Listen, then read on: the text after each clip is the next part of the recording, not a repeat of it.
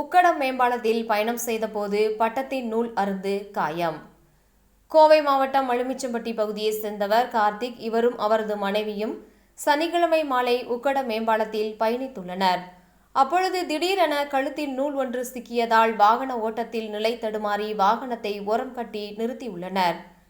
பின்னர் கழுத்தில் சிக்கிய நூலை கையில் எடுத்தபோது ஆள்காட்டி விரல் மற்றும் சுண்டு விரல் கிழிந்து ரத்தம் காயம் ஏற்பட்டுள்ளது. தொடர்ந்து காவல்துறை உதவி எண் 100க்கு அழைத்து இது தொடர்பாக தகவலை தெரிவித்துள்ளார். பின்னர் அருகில் உள்ள தனியார் மருத்துவமனையில் சிகிச்சை பெற்றுள்ளார். இந்நிலையில் இது தொடர்பாக மாநகர காவல் ஆணையாளர் அலுவலகத்தில் புகார் அளித்தும் மேம்பாலம் உள்ளிட்ட முக்கியமான பகுதிகளில் பட்டம் விடுவதை கண்காணித்து நடவடிக்கை எடுக்க வேண்டும் எனவும் கேட்டுக் கொண்டுள்ளார்.